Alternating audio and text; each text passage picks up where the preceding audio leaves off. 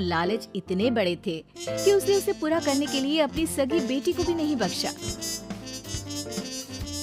अरे मेरी प्यारी बिटिया रानी, सारा दिन इतने डिजाइनर कपड़े सिलती है, ये तो हाई क्लास के लोग पहनते हैं ना बेटा। हाँ माँ, तभी तो इनके सिलने के लिए मुझे इतने अच्छे पैसे मिलते हैं। देखो माँ, अगले महीने घर में रंगीन बड़ा टीवी लगवा दूंगी। हाँ। अरे जीती रहे बेटा, वैसे कोई ऐसा काम कर जिससे एक बार में ही ढेरों पैसे आ जाए। आने को तो इसमें भी अच्छी कमाई है माँ, लेकिन एक दिन में एक ही कपड़ा सिलो तो आराम भी है ना। वैसे क्या करना है माँ इतने पैसों का? अरे तू बड़ी भोली है बेटा। अरे ओ राइना के पापा, देखो तो, राइना के लिए मैंने एक लड़का देखा है। पैसे तो इतने हैं कि लाखों रोज इधर से उधर हो भी जाए तो पता ना चले। वो तो ठीक है, लेकिन इतने बड़े घर का लड़का हमारी राइना से शादी क्यों करेगा? अरे कैसी बात कर रहे हैं आप, क्यों नहीं करेगा?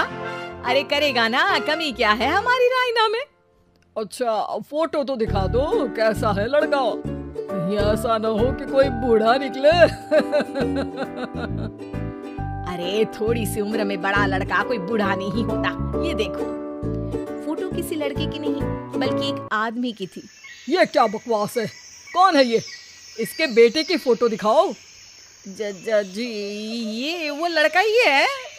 अरे साधना, तुम सगी माँ हो या सौतेली? अरे पैसा रहेगा तो राज करेगी ना। मेरे जीते जी मैं अपनी बेटी की शादी इतने बूढ़े आदमी से बिल्कुल नहीं करूंगा।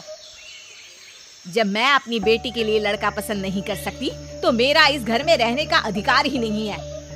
जैसे ही वो जाने लगती है कि तभी राइना वहाँ आ जाती है। माँ, आप जहाँ बोलेंगी मैं वहाँ शादी कर लूंगी, आप कहीं मत जाइए।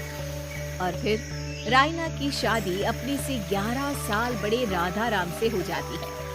शादी के बाद एक दिन, अरे माँ, कैसे आना हुआ आपका? अरे बेटी, घर में आने के लिए कुछ सोचना होता है क्या?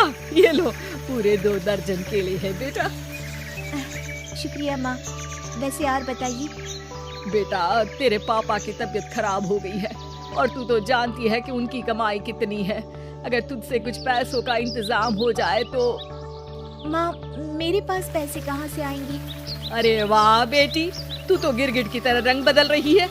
अरे तुझे पढ़ाया लिखाया, तेरी शादी में पैसा लगाया, अब तेरे मायके वालों को जरूरत है तो तू ऐसे जवाब देगी? अरे माँ, ऐसे मत बोल। मेरी मुंह दिखाई में जो पैसे मिले थे ना, वो मैं तुझे दे देती हूँ। लेकिन अगली बार से आपको जब पैसों की जरूरत हो तो आप कुछ दिनों पहले ही बता देना। अरे ठीक है, तो अभी से सुन ले, अगले महीने भी पैसों का इंतजाम करके रखना, मैं आकर ले जाऊंगी। तभी वहाँ राइना की सास आ जाती है। अरे समधन जी, कैसे आना हुआ? और कुछ खाया पिया आपने? अब जी वो केले लाई हूँ पूरे 2 दर्जन। अब बेटी के ससुराल आना था तो खाली हाथ थोड़ी ना आती मैं। कोई बात नहीं बहन जी, आराम से बेटी से बात करिए, मैं और भी कुछ खाने को भिजवाती हूँ। सास के जाने के बाद साधना भी पैसे लेकर घर आ जाती है।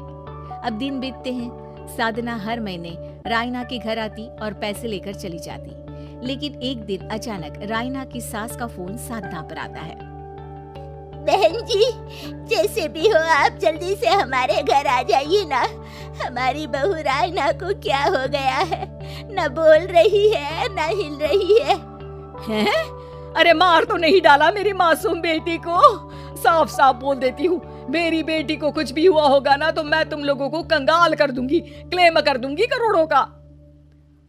अरे क्या हुआ भाग्यवान, कहाँ से करोड़ों आ रहे हैं? अरे मार डाला हमारी बिटिया को उन लोगों ने। हैं? क्या बोल रही हो तुम? मैंने तो पहले ही बोला था कि लड़का ठीक नहीं है। दोनों राइना के घर पहुंचते हैं, जहां राइना का पति कहता है, अरे आप डरिए नहीं, डॉक्टर ने कहा है कि वो अब खतरे से बाहर है। अरे पर वो खतरे में गई क्यों? अरे क्यों मेरी लड़की को मारने की कोशिश की गई।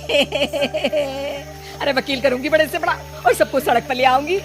अरे सौम्या की माँ में इतनी हिम्मत है कि वो अपनी बेटी को पाल ले, रास्ते में ले आऊंगी तुम लोगों को। हाँ माता जी, लेकिन डॉक्टर की बात तो सुन लीजिए। नहीं, मुझे किसी की बात नहीं सुननी मेरी बेटी। अरे सुन तो लो भाग्यवान की क्या बोलना चाह रहा है तुम्हारा दामाद। जी दामाद जी बताइए क्या हुआ है हमारी बेटी को। अरे पता नहीं, सारी सारी रात किसके लिए कपड़े सिलती रहती है और वो कपड़े जाते कहाँ है। अरे हम तो इतने पैसे वाले हैं, हमें तो कोई जरूरत नहीं है इसके सिलाई के पैसों की। मैंने तो कहा भी कि बिटिया अगर इतनी इच्छा है तो दिन में एक ड्रेस सिल लो, लेकिन मानी नहीं। आप ही की बेटी है, पूछिए आप, पूरे होश में है अब। हाँ, ये कहकर सास वहाँ से चली जाती है। अब कमरे में सिर्फ बेटी, माँ और पिता थे। बेटा मैं तो जीते जी मर जाता अगर तुझे कुछ हो जाता तो। क्या बात है बेटा, ये लोग अच्छे नहीं, तेरा पति ठीक नहीं है बेटा। अरे नहीं नहीं पापा, ये तो साक्षात भगवान का रूप है। मेरी सास तो मेरा पूरा ख्याल रखती है। ये लोग बहुत अच्छे हैं पापा। अरे तो फिर क्या जरूरत पड़ गई मरने की। माँ पता ही नहीं चला, सारी सारी रात काम करती रहती। आपको पैसे भी तो देने थे, लेकिन ये नहीं पता था कि सेहत खराब हो जाएगी। अरे पैसे देने थे तो सास से या पति से लेकर दे देती। नहीं नहीं माँ, ये मेरे सम्मान के खिलाफ था। आप लोगों ने मुझे इस लायक बनाया है कि मैं आप लोगों की मदद अपने पैसों से करूं। पिता को साधना पर बहुत गुस्सा आता है, लेकिन साधना की आंखों में आंसू होते हैं। मुझे माफ कर दे बेटा, मैंने कभी नहीं सोचा था कि तू इतनी स्वाभिमानी निकलेगी। बेटा मैंने अपने लालच में तेरा जीवन बर्बाद कर दिया, मुझे माफ कर दे। ऐसी ही मजेदार वीडियो के लिए लाइक करें, फॉलो करें और कमेंट करना मत भूलिए।